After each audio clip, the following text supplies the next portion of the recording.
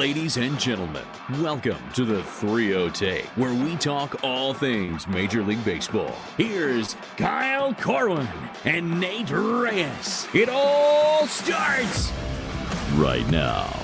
Welcome back to the threeohtake, presented by SeatGeek. This is episode 471. I'll be your host, Kyle Corwin, and I'm here with my co-host and winner of this t-shirt bet, Nate Reyes. Nate. I'm so excited. Oh, I might be more excited than the A's one. Here it is. Go ahead, take a look. In its glory. Yes, There it is. that is unbelievable. Hold on. I feel like I'm not even doing this. That is justice so freaking delightful. Check it out. Check it out. Baseball's chosen ones. All they do is win. How to lose a bet, page 42.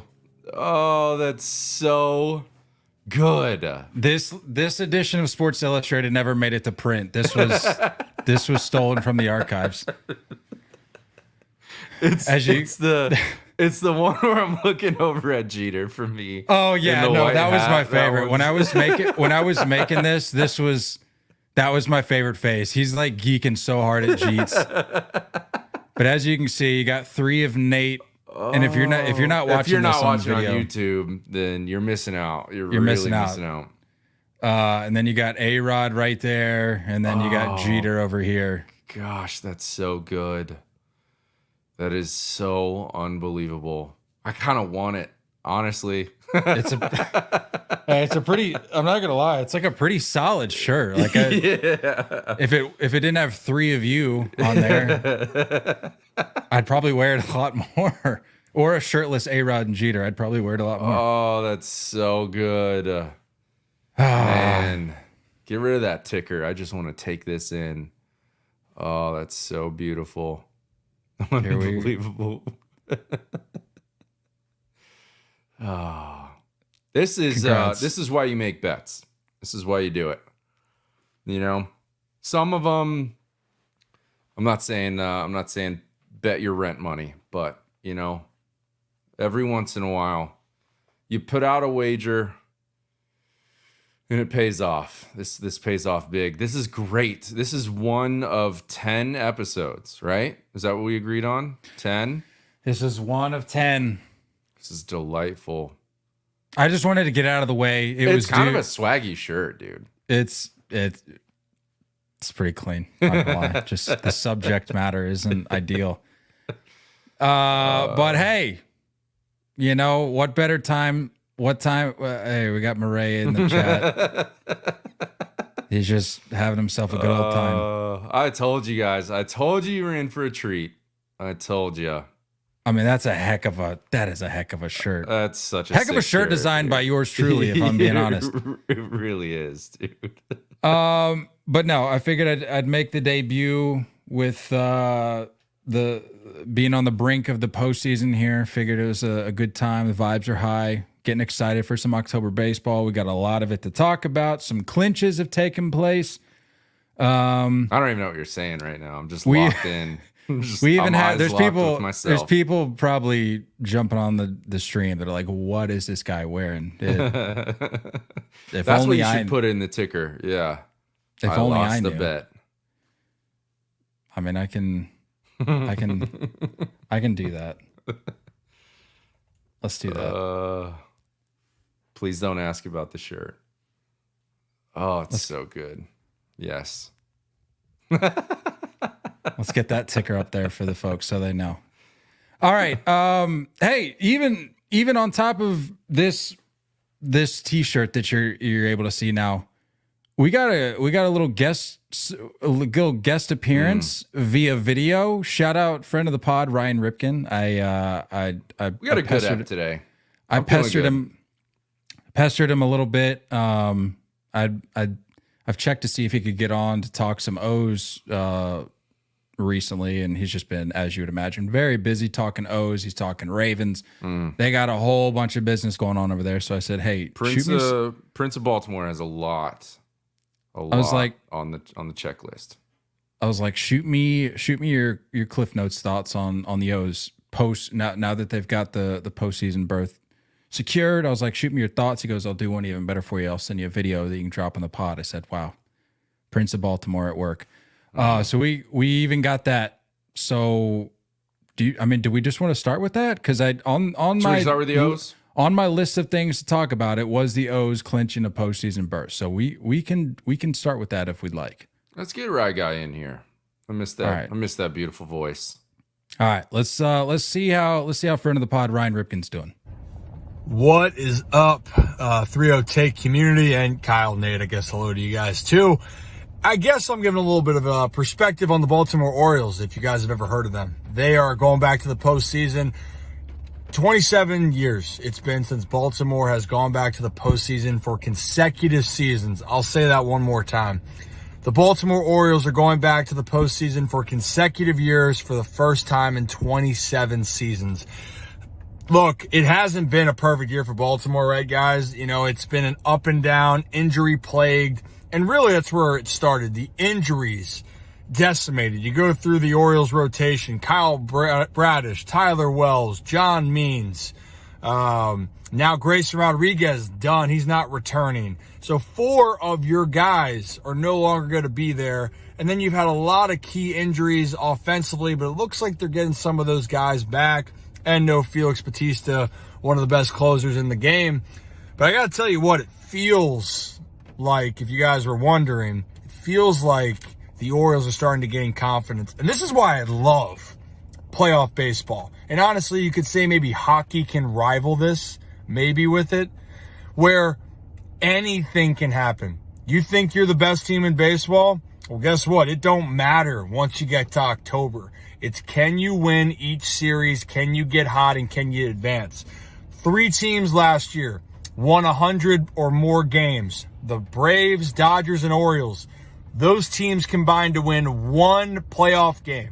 Not a series, 1 playoff game. So, yeah, the Birds got a chance. Absolutely. You got Corbin Burns, Zach Eflin. They can go out and do their thing in games 1 and 2. Dean Kramer would be the 3rd starter. But the goal right now, hopefully, they're not too hungover from celebrating. Tell you what, though, sometimes you can play better hungover. Guilty on that one. But in general, the Orioles are in a good position. Now you just hope that some of these guys can gain that momentum, keep that energy and fire as they move towards, and hopefully they wrap up that first wild card spot. And then if you can, all bets are off. And for Yankee fans out there, the Birds aren't intimidated by the Bronx Bombers. They won the season series last night. They feel they can go into New York and win. And that's a team that they very well could see down the stretch run, but they got to get past the wild card round first, but they are going to be there. That's all I got. Miss you guys. Hope everyone's doing well. And, yeah, go Birds. The Prince. That's the homie right there. Shout out Ryan, taking some time out of his busy day. I think he got so busy that he forgot to send the video between the time that we were on the phone talking about it and when we needed to hop on the call.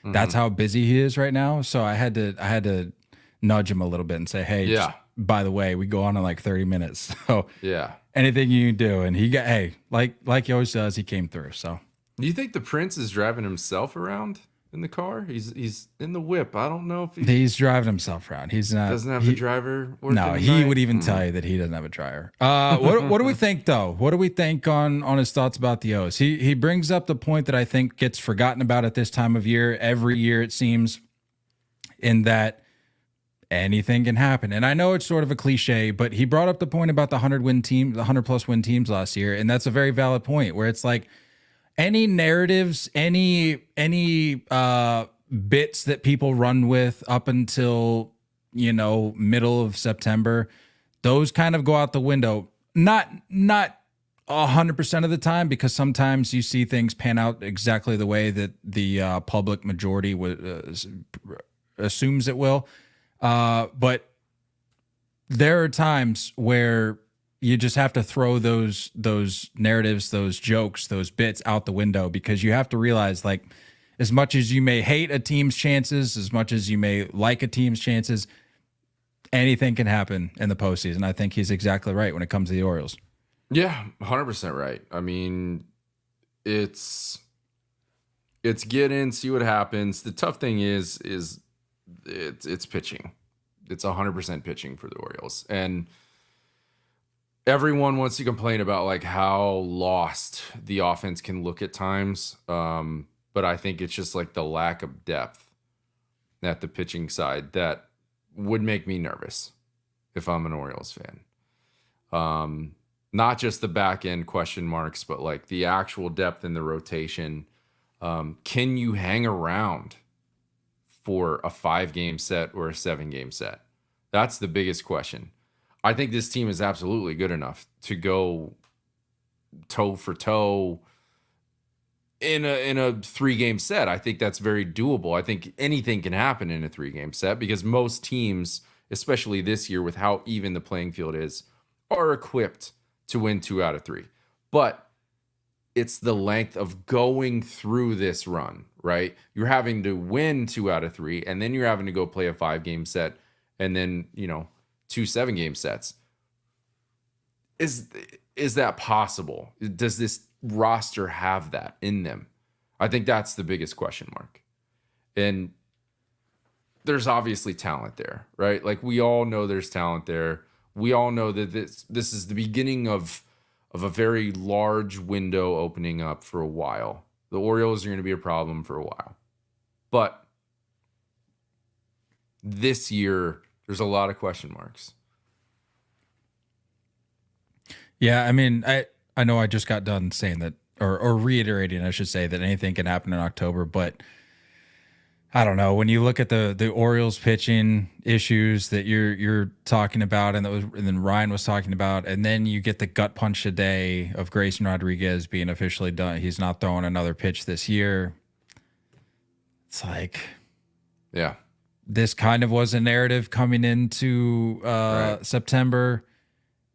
And even though we're knocking on the door of the postseason, even though the Orioles have their ticket punched, it's really hard to find any optimism there. And it'd be one thing if Corbin Burns was doing Cy Young things, but it's been tough. It's been tough. So it's like even not having that top heavy rotation, even if we're light, even if we lack depth, we still have this guy. There's not so much of that vibe going on right now. So I think the best that they can hope for is like, you know what, let's just get this offense turned around, which you and I were talking about before we hopped on. It's kind of looking like that's what they're doing in New York because that's what the Yankees love to do, is just give teams opportunities. And it looks like they're like, possibly able to figure it out offensively, and just they have the lineup to bludgeon teams offensively. It's just, it hasn't really clicked for a while. So, but he mentioned it, like the whole hit a reset button once you get into October. That's like the beauty of this. This is the epitome of a team that's like, you know what? Let's just flush that. Let's just flush whatever's happened in the second half. And when you look at this team on paper and you take all stats away and you're just like, oh, this team can bang. Makes you nervous. Makes you nervous for sure. I don't know. They were my AL representative in the World Series at the start of the year, as I think they were for a lot of folks. But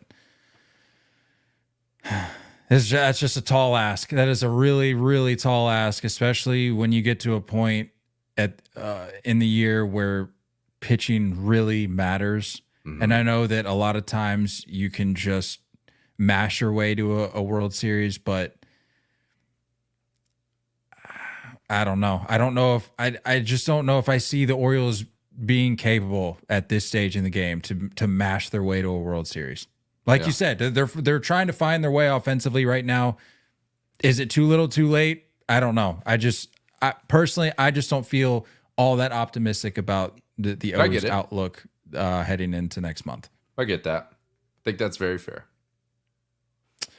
Astros have clinched the American League West. I made sure to once again give your video, your clip from earlier this year, a bump on the story today, talking about how, you know, if you're one of these people kicking the Astros while they're down, if you're eating into them, like if you're eating at them with the way they've started, just sit tight. It's inevitable. It's coming. Yeah. And here we are, sitting here talking about how the Astros have clinched the American League West for the 4th straight time, giving them 7 in the last 8 seasons. And you want to know the one that they didn't get is back in, I believe, the 2020 season. Yeah. Was it the Oakland A's that snuck it out? Yeah. I think it was. Was it? That's so insane. Yeah, we need to confirm here. I mean, that's kind of the run that we're talking about here. So like a wash year was the one year they missed. Yeah, it sure did. Oakland A's back in 2020. Wow. So you take out that. That's crazy to say that the A's won the division, the Marlins won the division. What a weird year. Nate, I saw something today, and this absolutely blew my mind. I saw something, and I'm sure if I would have thought about it for any length of time, I could have arrived at this conclusion myself.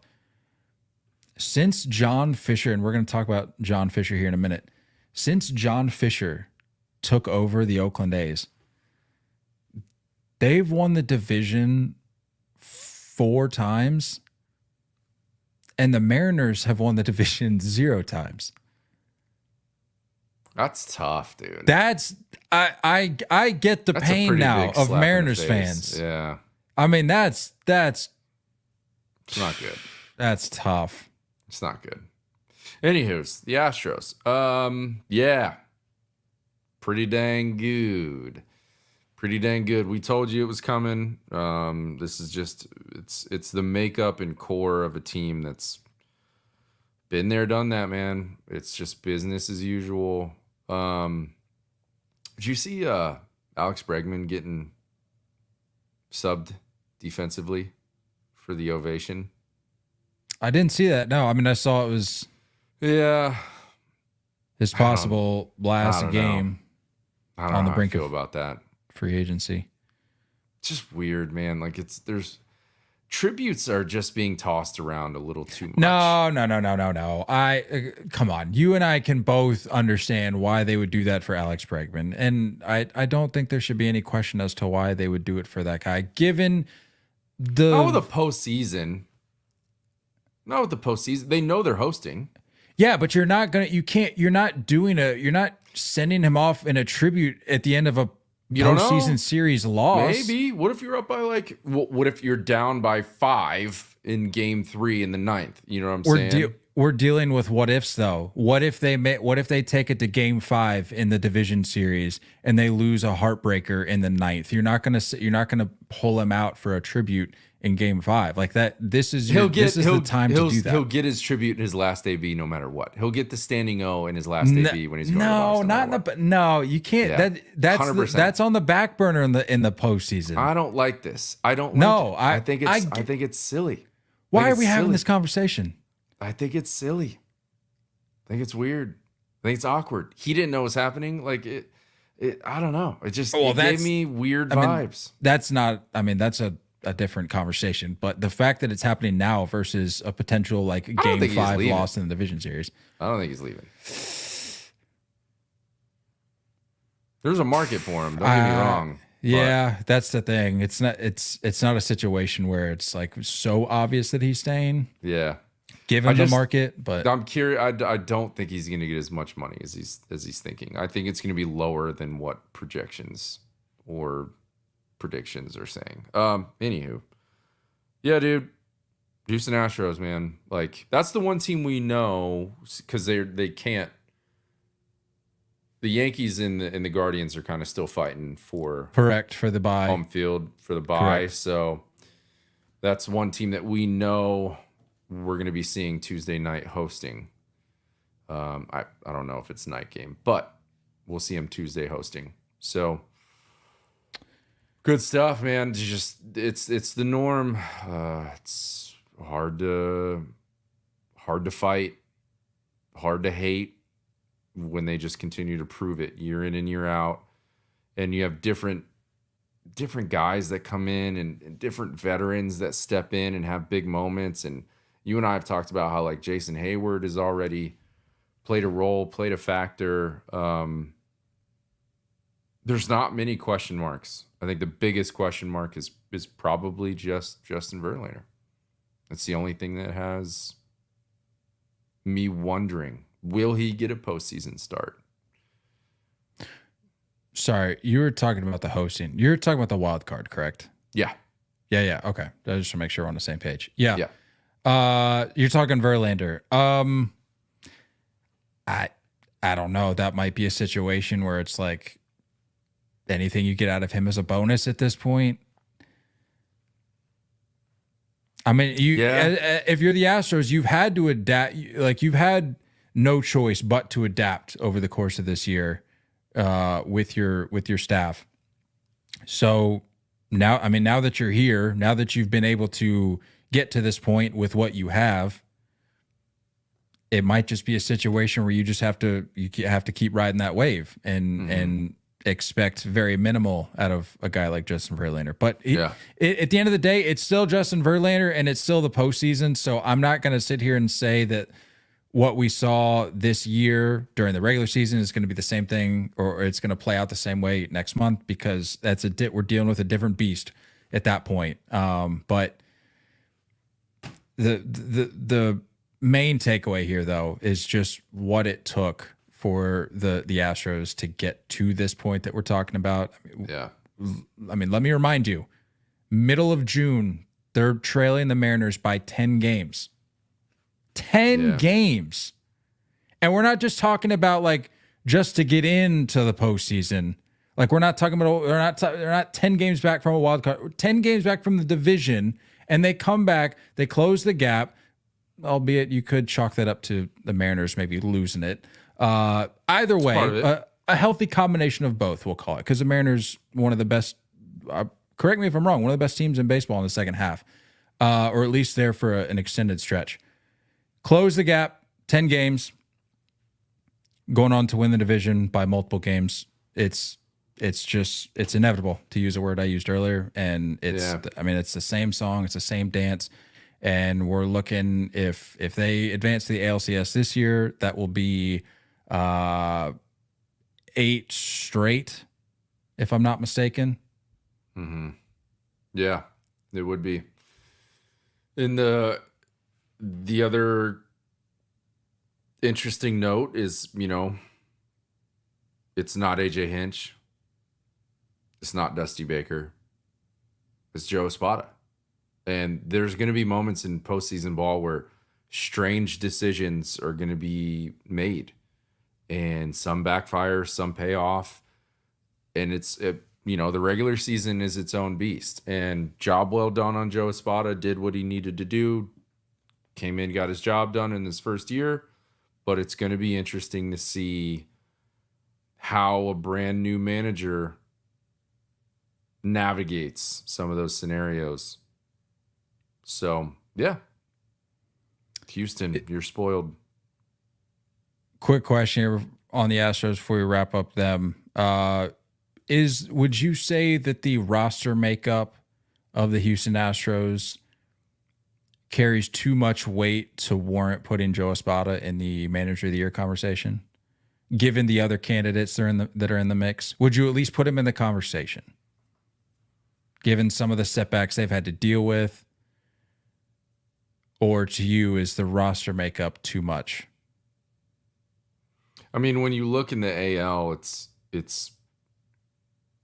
I think you and I agree. Stephen Vogt is way up there.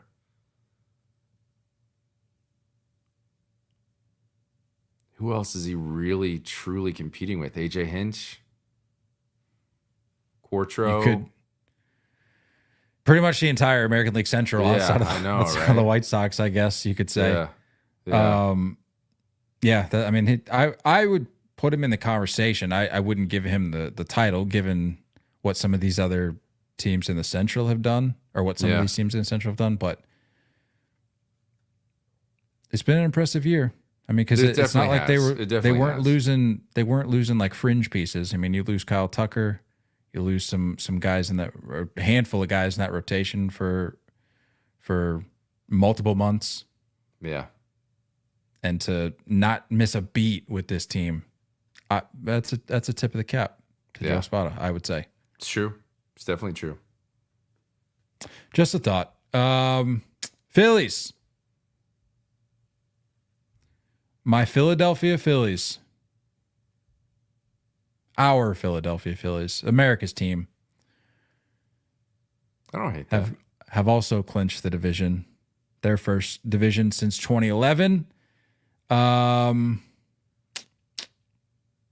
How are you feeling about the Phillies right now? Where do the 2024 Phillies vibes stack up to the Phillies vibes of 2022, 2023?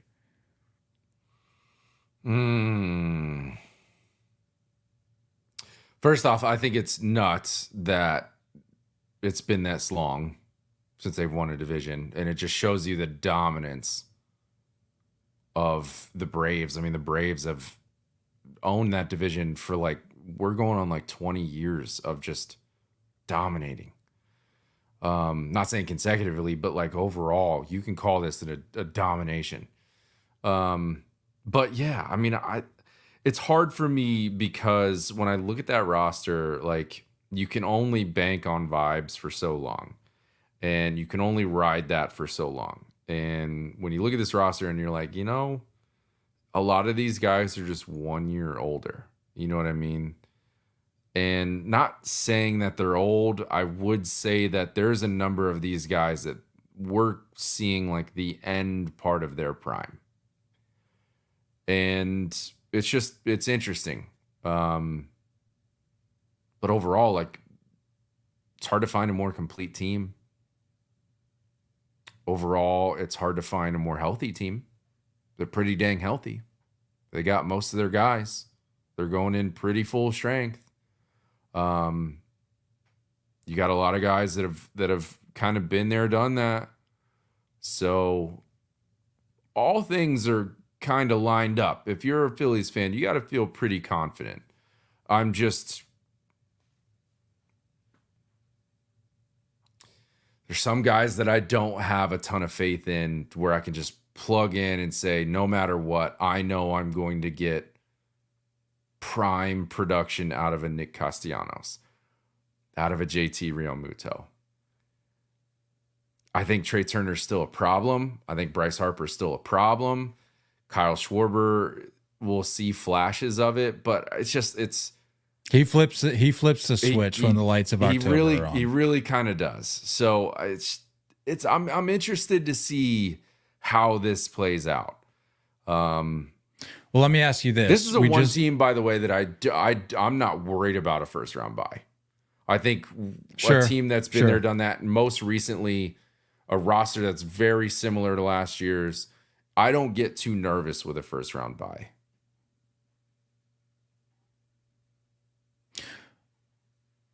Let me ask you this. Based on what we just talked about, or reiterating or driving home the point that anything can happen in October, given that,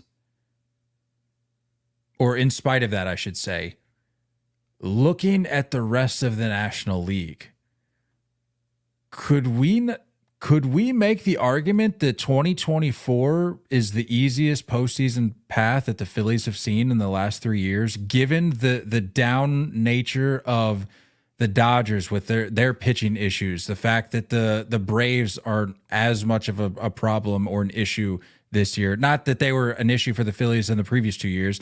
Phillies handled them without a problem, but even less so of a threat this year, just given their injury issues as well.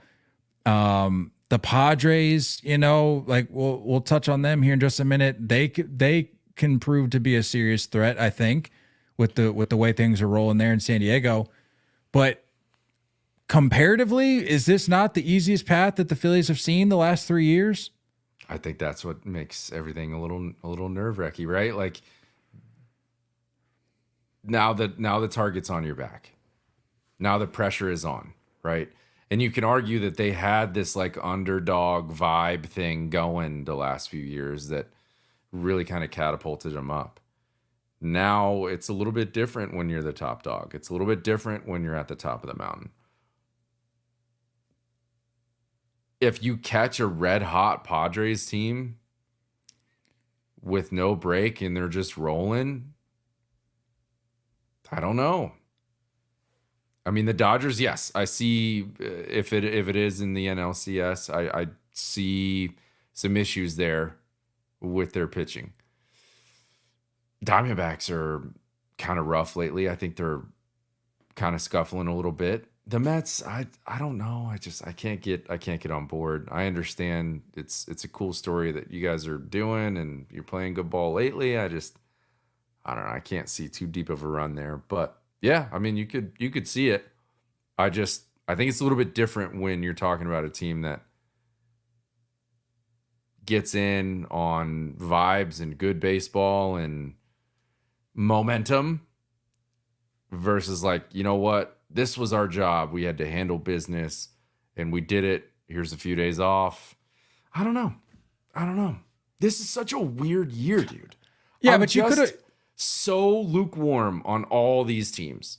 There's problems with everybody. Sure, but that's also represented by the fact that, again, to repeat, there was not a 100-win team in baseball this year, and I think that more so speaks to a lot of the issues these teams are facing internally, or just with their roster construction, or what have you.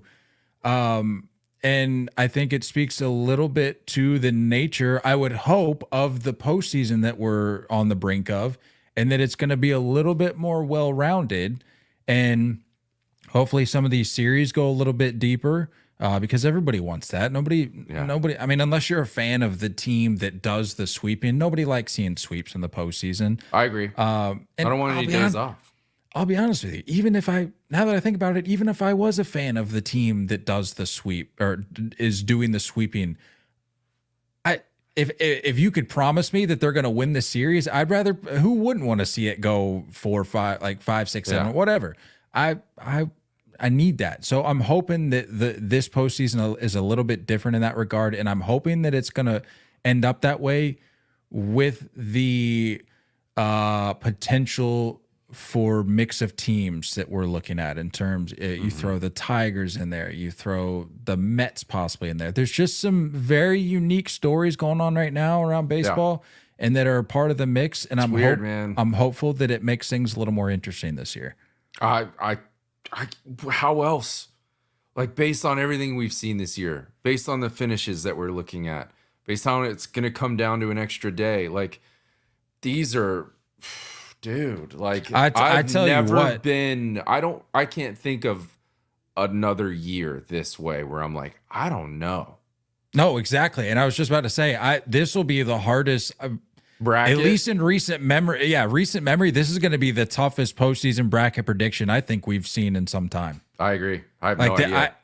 I woke up today thinking like, oh, like this will be maybe a fun episode to give like a little teaser as like what I'm thinking. I don't know. I like, even with the Phillies, people get on me. Oh, the like secret Phillies fan. Even with the Phillies, I'm not like as on fire about as I was last year and the year before. It's just like they're gonna give, I would imagine, a deep run, but I just don't know. Like and I'm conflicted because I just got done saying like this might be the easiest path to have the World Series, but that, to your point, that kind of scares me because I'm going, well, now they're gonna get caught with their pants down, and it's gonna be somebody else in the NLCS. I legitimately have no clue what this postseason is gonna look like, but it's kind of exciting because I don't really have a dog in the fight. Well, not quite. We're not dead yet. 0.3%, I think I saw. I think I saw 0.6 today. So give us the credit where it's due. Sure. My bad.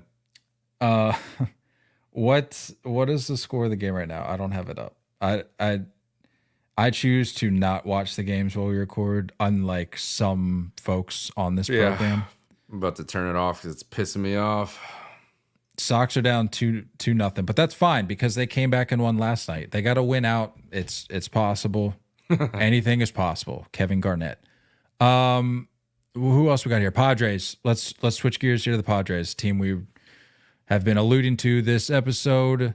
Have clinched a spot in the postseason, and in what a fashion they did it. The fun. Game-ending triple play. Although I got it. Can I be honest with you? Can I just be honest with you real quick? Sure. And just with our listeners and the people on the stream? Sure. I feel like a little too much was made of the triple play. Like I saw far too many articles about it. I saw far too many posts about it. It's like, no, this is sick. It's a triple play to punch your ticket to the postseason. But it was like it was a little over the top. Yeah, let's not make it like a headline everywhere on every app.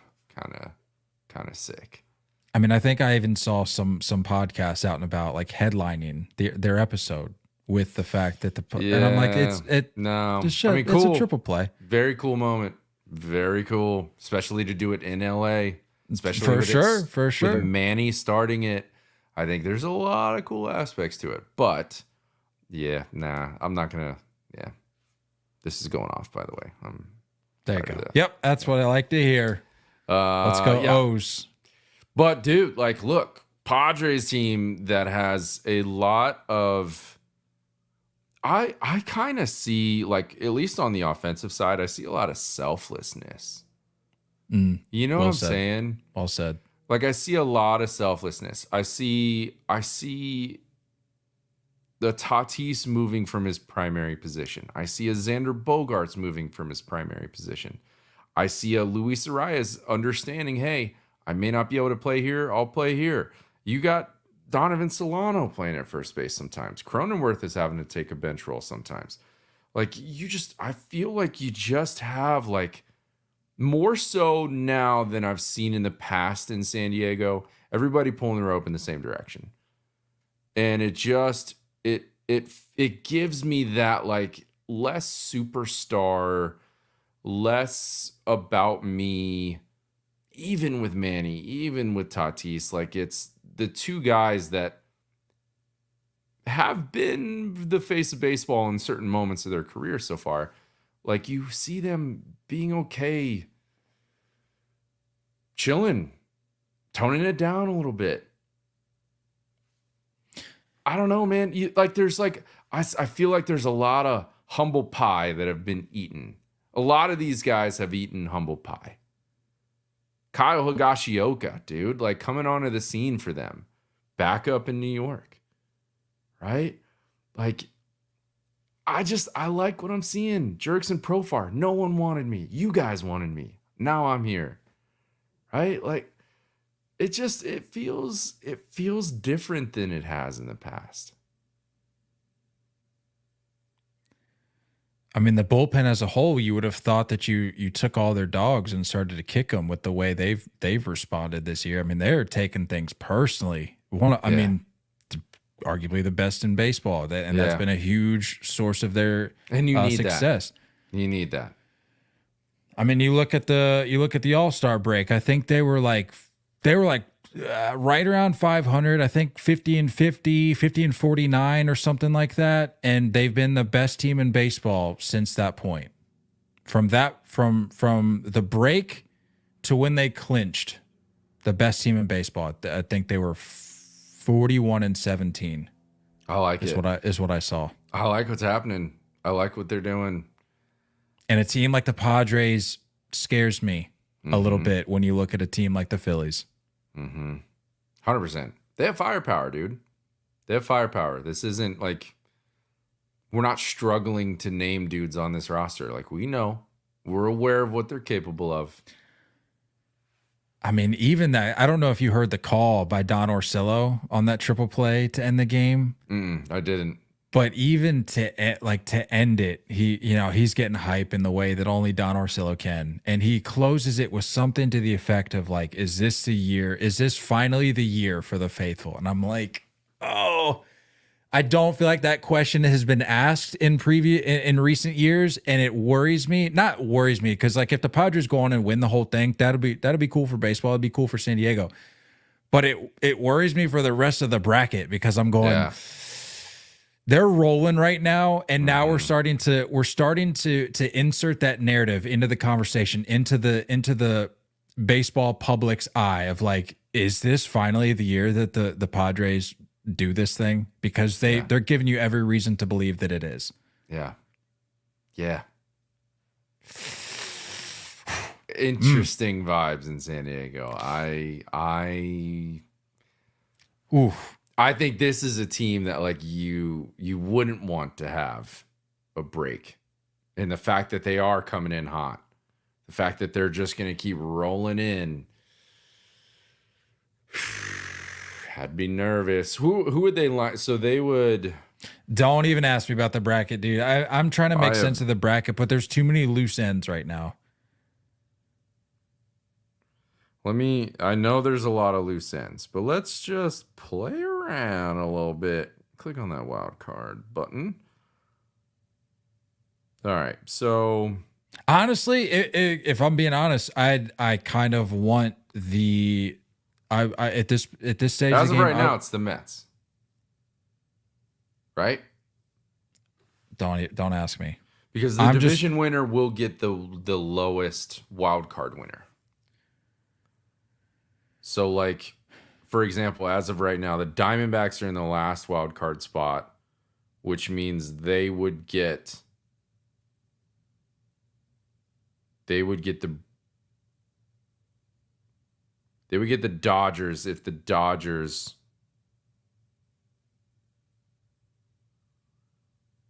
I think the number one seed's still up for grabs. Yeah, between them and the Phillies, but would it not be the Brewers? The last wild card spot would be the Brewers. Would get the Brewers as currently a 90-win team to the other two teams having 93 wins at this moment. So yeah, it would be if it held right now, it would be the Mets, Padres and Mets, and then the wild card. Brewers, Diamondbacks, whatever. Yeah. I like that. I'd hate that if I were the Mets. I'd be real nervous. That's the one team I don't think I would want to mess with. If you're the Mets, I would want something else. For sure. And look, we've ragged on the Mets more than our fair share this year, but I tell you what, I mean, if you're going off of vibes at this stage in the game, the vibes are high. That would be a heck of a matchup, the Padres and the Mets. I would imagine it would be a better outcome than what was that 2022 when we saw the Padres roll into town and sweep them out of Queens. In Queens. Yeah. Yeah. So I think we'd see a better potential matchup there. But at this stage of the game, I know the Dodgers haven't officially clinched the West as of this second. But I kind of want to see the Padres just keep rolling. I don't know if I want to see the Padres get any days off with that bye, if they could somehow find a way to make that happen. But I like what's happening in San Diego. I do. Should we go out there? You want to go out there? Are you talking about like this month, like in October? I don't know. What you talking about? I don't know. That'd be neat. What's going on? Would be that would neat. certainly be neat. I wouldn't hate it. I wouldn't hate it. I was so sick. I got to get out there. I really need to get out there. So sick. I do hate, however, what's going on with this Mets Braves thing, and I think both fan bases are hating what's going on with this. Yeah. Who dropped the ball here? Like, is this the league? Because I was reading a little bit more about it today, and it makes sense that the Braves had no incentive to rearrange or move back the game because of the gate that they'd be getting, and because of the situation of them just being at Truist. And I don't know. It sort of made sense, but I'm also like, okay, well, you need to be winning baseball games though. And if you don't make something happen, Braves, and you push this to Monday, which is what's happening at this stage because they've already canceled tonight, Wednesday's game, and tomorrow night, Thursday, that game as well. And they're now for a Hurricane, right? Yeah, for a Hurricane, they're pushing it to a doubleheader on Monday. So those will be the only games that are going on. Everything else will be locked up. And we're going to have to watch the Mets and Braves play a doubleheader on Monday to determine the final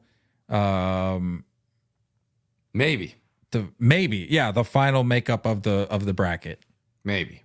I hope. I mean, if this is what we're going to do, we may as well at least make it interesting. Yeah, that would be really dumb if like the last game meant nothing. Like the second game of the doubleheader. Yeah, man, stupid hurricanes out here in Arizona. Like I don't even know when hurricane season is. I don't know when people have to deal with hurricanes. I don't hear about hurricanes. So I didn't know about this until I saw the games. We're getting a whole lot of rain up here. I know that much. It's been raining here all week. So we're getting the residual effects of it. And I don't know if it's stopping anytime soon. I gotcha. Well, I mean, look, this is going to be electric if these games mean something. I mean, like when you talk about the Mets, I think Mets fans wise, it's going to be electric. I think their side of things, it's going to be like, this is perfect. This is how we wanted it, right? Like it's going to have that kind of energy to it. I just don't want to watch it. I think Braves fans checked out a long time ago. I mean, how could you not? And like we've been throwing shade for a while. We don't hear anything. I've had my run-ins with Braves fans over the last couple of years, but I'm like, just let sleeping dogs lie, you know? Like just understand. And again, going back to how we opened up with anything can happen in October, I just don't know if that applies to this Braves team even more so than the Orioles. I think everyone knows it. Yeah. I think everyone knows it too. That's what sucks. It's sad. It's very sad. I don't want to see a lifeless Braves team get hot for 5 games, limp into the or I guess technically it'd be like over a span of 8 games. I think they've won like 3 in a row or something.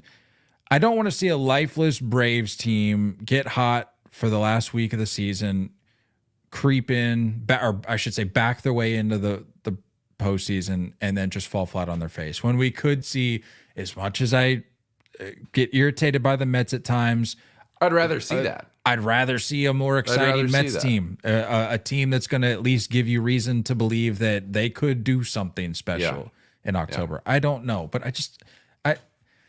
I wish it didn't come down to the final few days of the season. But if it is going to come down to the final days of the season, at least make Monday worth our while. Like, don't just flame out over the weekend and then roll into town Monday or show up to the field on Monday and be like, all right, well, this is a formality and nothing else. Yeah. Too much.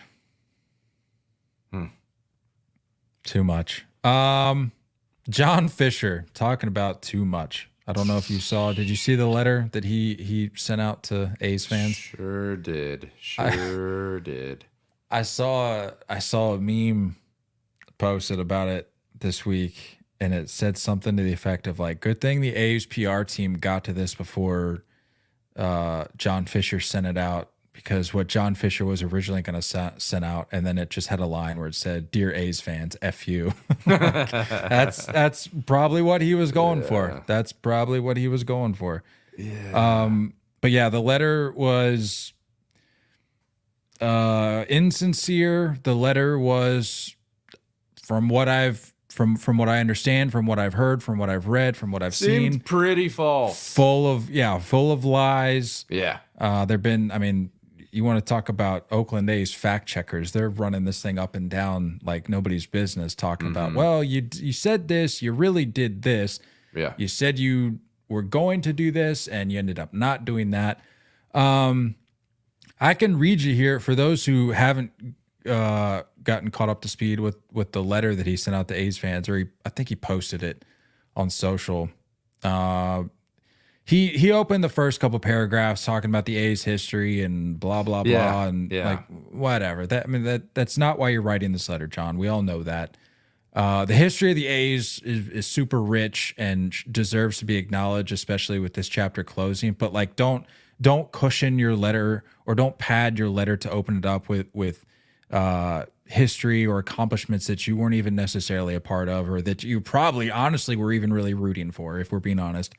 But he starts up with the history, and then he gets into the meat and potatoes of it. He says, and just bear with me because there's a little decent chunk here. He says, the A's are part of the fabric of Oakland, the East Bay, and the entire Bay Area. When Lou Wolf and I bought the team in 2005, our dream was to win world championships and build a new ballpark in Oakland. Over the next 18 years, we did our very best to make that happen. We proposed and pursued 5 different locations in the Bay Area, and despite mutual and ongoing efforts to get a deal done and for the Howard Terminal project, we came up short. Only in 2021, after 16 years of working exclusively on developing a home in the Bay Area and faced with a binding MLB agreement to find a new home by 2024, did we begin to explore taking the team to Las Vegas. There are millions of dedicated and passionate A's fans in Oakland and around the world. Countless dedicated staff members and Oakland Coliseum employees have poured their hearts into this team, and their efforts have meant so much to our community. I know there's great disappointment, even bitterness. Though I wish I could speak to each one of you individually, I can tell you this from the heart. We tried. Staying in Oakland was our goal. It was our mission, and we failed to achieve it. And for that, I'm genuinely sorry. Looking ahead, I hope you will join our beloved A's as we move forward on this amazing journey. I hope I will see you again sporting the green and gold, and I hope we will make you proud. John Fisher. That honestly, the part that pisses me off as a baseball fan was when he just dropped in that we tried. It's like, you would have been better suited to leave that out, John, because you very clearly didn't try. Yeah, I don't care about any of that. Don't care. Man, oh man. And again, not to beat a dead horse, but I still stand by what I've said. And we just talked about this last episode with the whole upcoming final series at the Coliseum thing. And now we're on the eve of the final game at the Coliseum. I still stand by what I said, and I think both of these elements can be true. Do I think John Fisher made a genuine effort? No, I don't.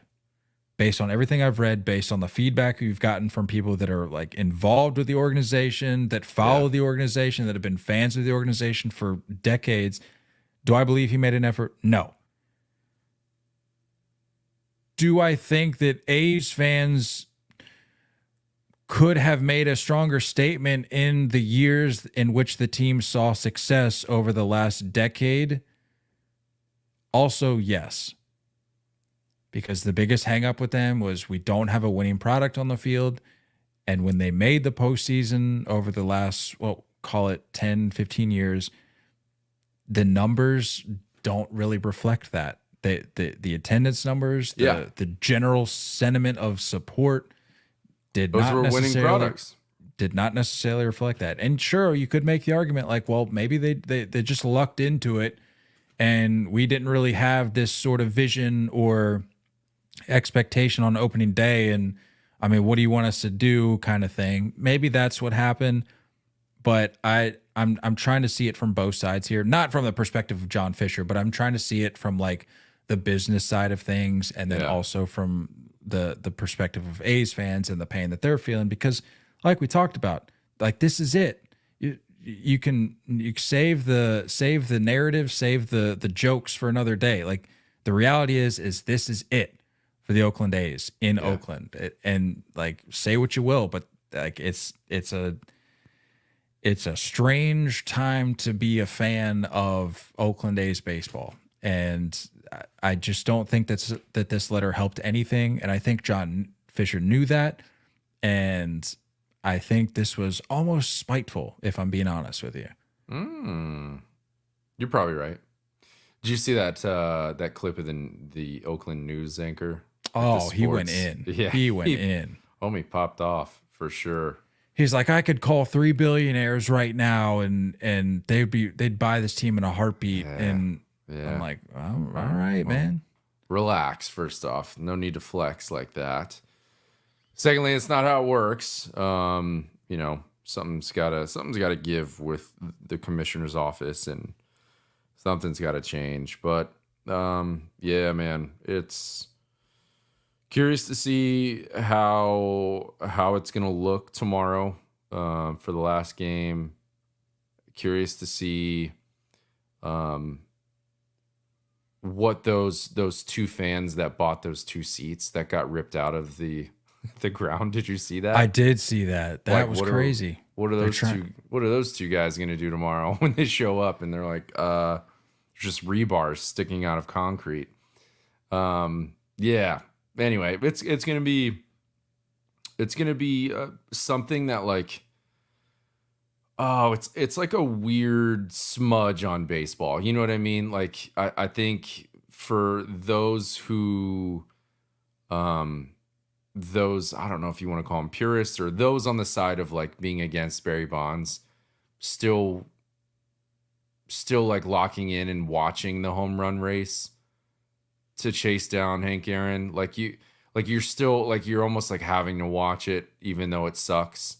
I think that's how a lot of baseball fans, that's their sentiment tomorrow, of like, I gotta watch this even though I don't feel great about it, and even though I feel a certain way about it. It's not a great look on baseball. It's not a great look on a professional organization in sports. I think it's a bad look. But is what it is, man. Is what it is. How about another walk-off win though? That'd be kind of a sick sight. I'm in. I mean, I think as much as a day baseball game in Oakland on a Thursday afternoon could, I think it would break the internet. Yeah. As much as that realistically could. Yeah. As far reaching as that impact could be, I think that would, as big of a wave that it could make. Yeah. Exactly. I mean, that would be cool to see. And I'm hoping for that for them. I think that'd be cool. It'd be neat. Quite neat. Speaking of neat, Charlie Blackmon says he might finally consider shaving the beard. This was a sad one, I'll be honest. I'm a little sad. I think it was time. It's definitely time. For sure. Living in Denver for as long as I did, like I do know that like Rockies fans love Chuck Nasty, man. They love them some Charlie Blackmon. A part of some huge moments. I think everyone can appreciate like his rawness and his what's the word I'm looking for? Like, just like authenticity. Authenticity, I guess, is a good word. I was thinking more of like it's the opposite of being, a superstar. Like, not that saying that he was on that caliber, but his like unassuming nature, just showing up to the ballpark every day. And I don't know if he's still doing it, but I know like during his prime, like he was still driving like a 1998 Jeep Grand Cherokee. Like, and that to me is it's very Denver. It's very Colorado. It's very like, you know what? I'm just going to drive this 4-wheel drive because it gets me to where I need to go, and it works through the snow and it gets me to the mountains. And I think he was just very perfect for the Colorado Rockies. Very, very cool dude. Actually got a chance to meet him. I don't know if I've ever seen someone as barrel chested. Seeing Charlie Blackmon in person, you're like, that's a big man. Like you don't think you realize how big that dude is. Just a very cool dude. And when I was coaching my high school kids, all of them, of course, were asking like, if he'd ever shave the beard. And even then he was like, no, I think it's going to stick around. Like, it's just a cool dude, a very regular guy. And a very good career. I think a very good career. I don't think we're ever going to consider Hall of Fame or a statue outside of Coors Field, but I think just a very good career and a fan favorite and a guy that seemed to play ball the right way. You know, and honestly, I think he's okay with that. You're talking about not having a statue outside of Coors Field, not being a Hall of Fame.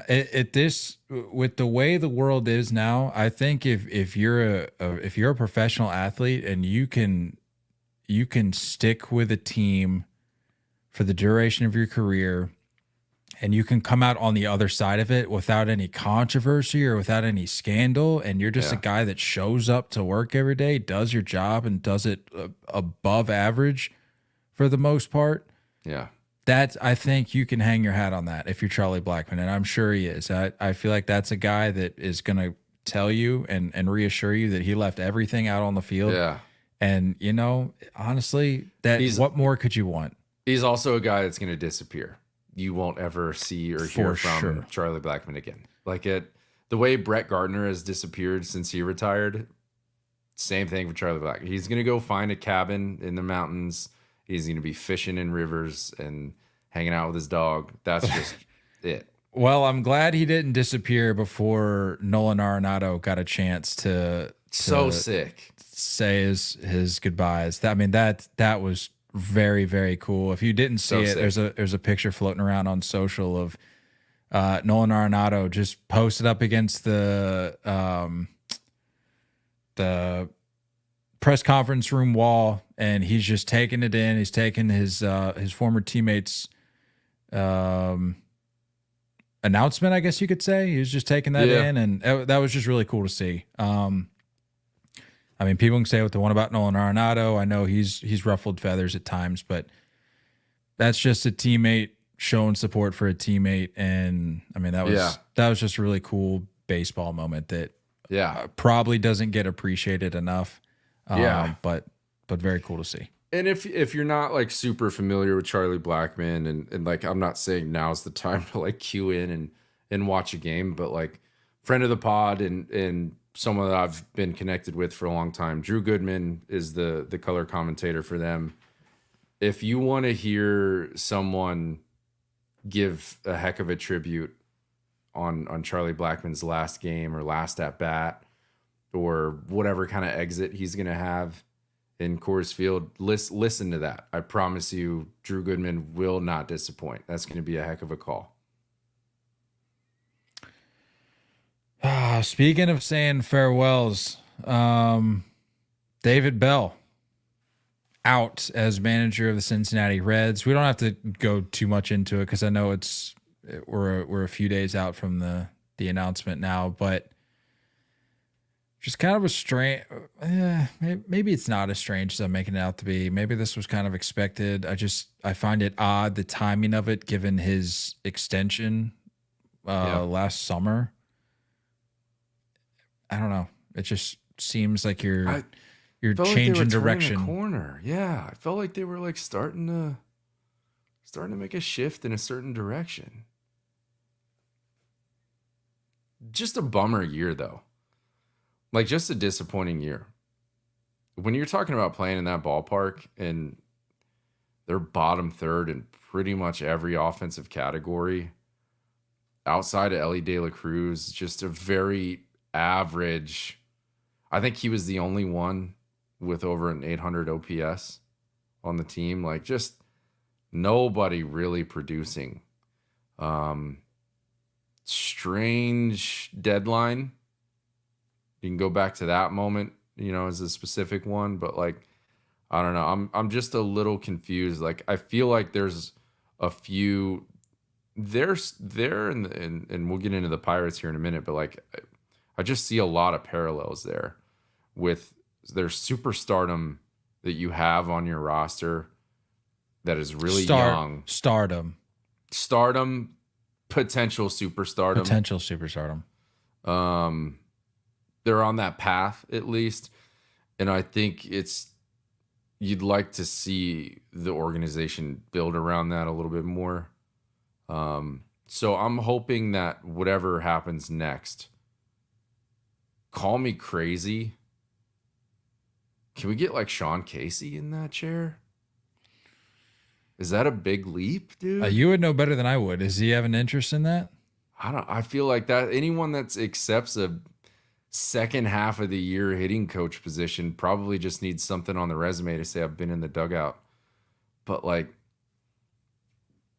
I don't know, a guy that holds and carries a lot of weight in Cincinnati,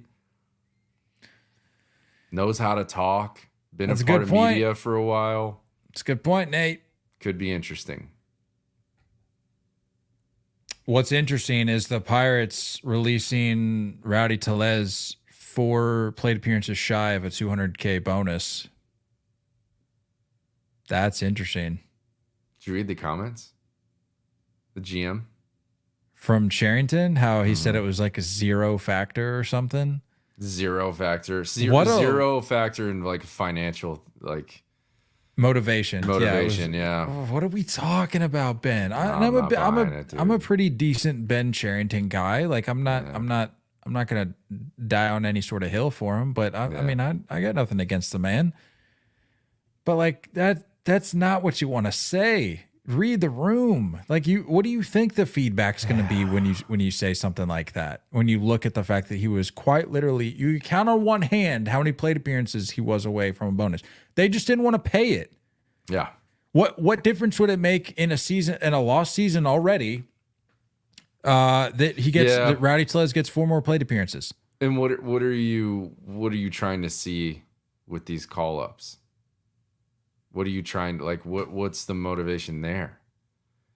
It's hard for me to believe. I mean, don't get me wrong, it's not like Rowdy Tellez had a fantastic season. It's not like he, is posting numbers where you're like, you know what, let's reward this guy for what he was able to provide for us this year. But I mean,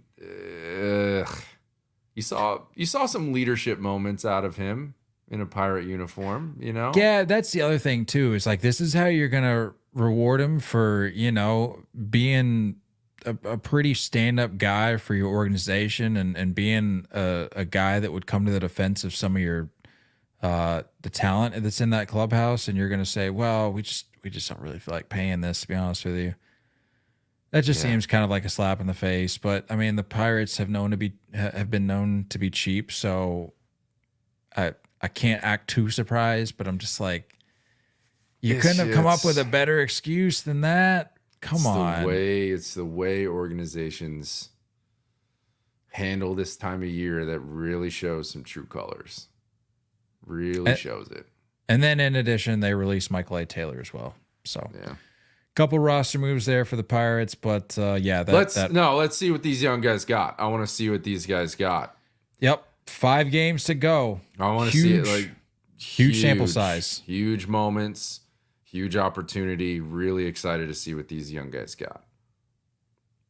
Games that carry a lot of weight in the hunt for the Central Crown that I guess they think they're still in. That's right. It's just a business decision. Trash. I was really doing my best to give the Pirates some love this year, but if this is how they're going out, this is how they're going out. That just leaves a real sour. Didn't want it, Yeah, wasn't a lack of trying, but this just leaves a real sour taste in your mouth. I was ready for it. I was excited about it. You and I mean, we wanted to raise it. It's gonna be a while. Wanted to. No. Not today. Not today. Maybe next year, but not today. I'd tell you that much. That pirate music button's going to get a little dusty over the next handful of months. Sure will. Might have to replace it. That's all I really had. You got anything else for the folks? I had something. I'm forgetting now. You're so lost in this shirt. Yeah, for those who have joined the stream since after I showed it earlier, or to open the pod, I'll give you one last look here before it goes away for a few days. It's just so delightful. It says baseball's chosen ones. All they do is win. And then it says right here, how to lose a bet, page 42. Love that. And as you can see, just 3 pictures of Nate. Replacing the faces of, I think this is Alex Gonzalez, Edgar Renteria. I'm lost on the last one. I don't know. I don't remember who this one was. I don't remember either. I don't remember who this one was, but then obviously you got A-Rod and Jeter here. But yeah, I'm trying to do this backwards in the screen. Yeah, it's tough. I know. This one cracks me up. That's the top right there. This version of Nate right here, giving the eyes to Jeter over here. I mean, that's classic. So yeah, one episode down. I got to wear this for 9 more episodes. Not looking forward to it, but a bet's a bet. Swaggy shirt. I need that puppy framed when we're done. When the bet is over, I need it framed. And then still TBD. I gotta place that donation to the Yankees Foundation make this wrap this bet up officially. So settle up. It's time. You know what? I may wait until the Yankees season is over, and that'll be the way that I put a bow on the season. Win or lose, I'll make the donation the day that their 2024 season is no more. That seems fitting. I like that. Let's hope it's a good day. Let's hope it's that would for really a little suck. while. Yeah, that would really suck for me if it's game 6. World Series, they're hoisting the crown. I'm over here hitting submit on a donation to the Yankee Foundation. Excellent. That'd be excellent. Don't count on it. That's all I got, unless you got anything else. We'll see you guys. What is today? Wednesday? Oh, we'll see you guys Sunday for the postseason preview episode. Probably got to be Monday, no? I guess. Depends. We'll say if they mean something. We'll go ahead and put that caveat on it. If the games matter Monday, I guess you'll hear from us Monday.